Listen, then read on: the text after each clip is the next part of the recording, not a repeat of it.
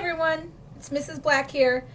Usually by this time of the school year, I would have been in everyone's classroom at least once to read a story. And this year, as with lots of things, things are different. So I haven't had that opportunity to go in all the classrooms. So I wanted to take this chance to read you a good holiday book. And thank you, Mrs. Berger, for finding such a great holiday story for me. I had not heard it before. Maybe some of you have, maybe some of you haven't, but all good stories are worth hearing more than once. So the name of my story is The Puppy Who Wanted a Boy. The author is Jane Thayer, and the illustrator is Lisa McHugh. One day, Petey, who was a puppy, said to his mother, who was a dog, "I'd like a boy for Christmas." His mother, who was a dog, said she thought he could have a boy only if he was a very good puppy. So the day before Christmas, Petey's mother asked, "Have you been a very good puppy?" "Oh, yes," said Petey. "I didn't frighten the cat." "You didn't?" said Petey's mother. "Well, I just frightened her a little," said Petey. "And I didn't chew any shoes." "Not any?" said his mother. "Well, just a teeny weeny chew," said Petey. "And I remembered, well, I almost always remembered, to bark when I wanted to go out." "All right," said his mother. "I think you've been a pretty good puppy for being so little. I will go out and get you a boy for Christmas." But when Petey's mother came back, she looked very worried. "How would you like a soft white rabbit with pink ears for Christmas?" she said to Petey. "No, thanks," said Petey. "Don't you want a lovely canary?" "I'd like a boy," said Petey. "How about some fish?" said Petey's mother. "I just want a boy," said Petey.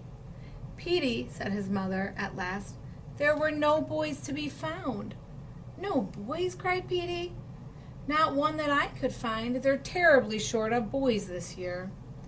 Petey thought he couldn't stand it if he couldn't have a boy. Finally, his mother said, "There now, there must be a boy somewhere. Perhaps you can find some dog who wants to give his boy away." "Do you think I could?" said Petey.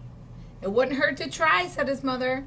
So Petey started off, and it wasn't long before he saw a collie racing with a boy on a bicycle. Petey trembled with joy. "If I had a boy on a bicycle," Petey said to himself, "I could run like anything. I could run like I'm running right now.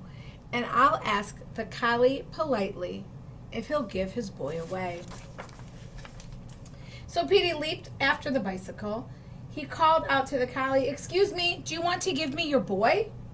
But the collie said no, he definitely didn't, in a dreadful tone of voice. Petey sat down. He watched the collie and his boy on a bicycle until they were out of sight. "I didn't really want a boy on a bicycle anyways," said Petey. After a while, he saw a setter playing ball with a boy. Petey was delighted. "If I had a boy to play ball with," said Petey, "I'd catch the ball smack in the mouth. I'd like to catch that ball right now." But he remembered how cross the collie had been. So he sat down on the sidewalk and called out politely, "Excuse me, do you want to give your boy away?"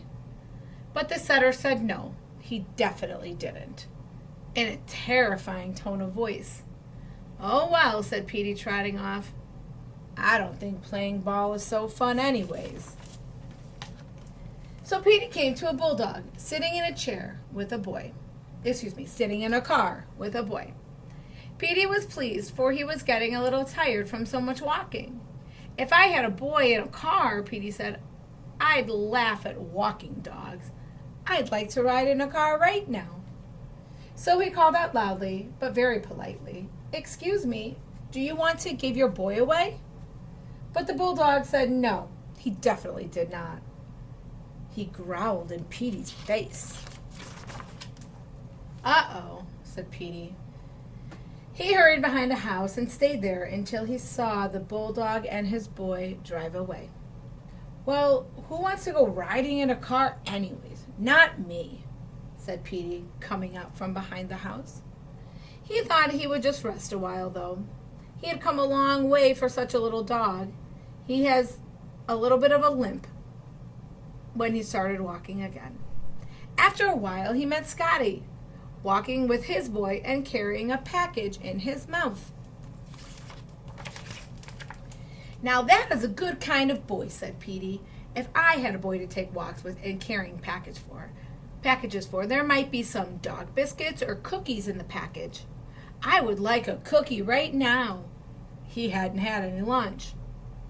But he remembered how cross the collie and the setter and the bulldog had been, so he stayed across the street and shouted at the top of his lungs, but politely as he could, "Excuse me, do you want to give me your boy?"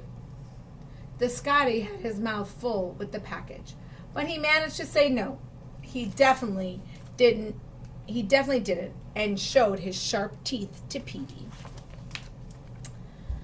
"I guess that wasn't the kind of boy I wanted either," said poor Petey, "but my goodness, where can I find a boy?" Well, Petey trotted on, but he couldn't find a single dog who would give his boy away. Petey's ears began to droop, his tail grew limp, his little legs were very tired. His mother was right, he thought. There isn't a boy to be found. Just as it was getting dark, he came to a large building on the very edge of town. Petey was walking slowly when he saw a sign, "Home for Boys."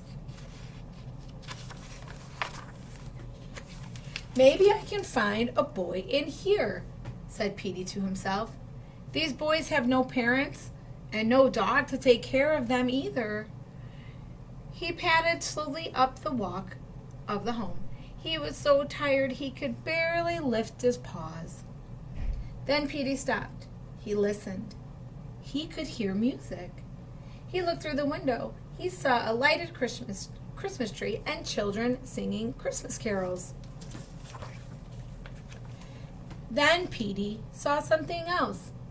On the front steps of the building, all by himself, sat a boy. He was not a very big boy, but he did look lonely. Petey gave a glad little cry. He forgot about being tired. He leaped up and landed in the boy's lap. Sniff, sniff went Petey's little nose. Wag, wag went Petey's little tail. He kissed the little boy with his warm, wet tongue. How glad the boy was to see Petey. He put both his arms around his dog and held him tight. The front door opened and the lady looked out. "Why, here you are, Ricky," she said. "What is our newest boy doing out here all alone? Come on in and sit near the Christmas tree." Petey sat very still. The boy sat very still. The boy looked up at the lady and down at Petey. Petey began to tremble. Would the boy go in and leave him? "I'm not alone," said the boy. "I've got a puppy." "A puppy?" The lady came out and looked at Petey in surprise. "Can he come too?" said the boy. "Why," said the lady, "you're a nice little dog. Where did you ever come from?" "Yes, bring him in." "Come on, puppy," cried the boy. In they scampered. A crowd of boys was playing around the Christmas tree. They rushed at Petey. They picked him up and petted him. Petey wagged his tail. He wagged his fat little body. He frisked out and licked every single one of those boys. "Can we keep him?" one said. "Can we give him some supper?" said another. "Can we fix him a nice warm bed?" said a third. "We will give him some supper and a nice warm bed," said the lady. "And tomorrow we will find his mother and see if she will let him stay."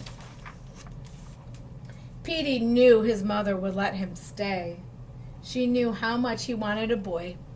But wouldn't she be surprised, said Petey to himself, with a happy little grin, when I tell her I got 50 boys for Christmas. The end. I really liked that story. It made me feel happy when I read it, and I was so happy that the puppy found some boys at the end of the story. I hope you enjoyed my story too.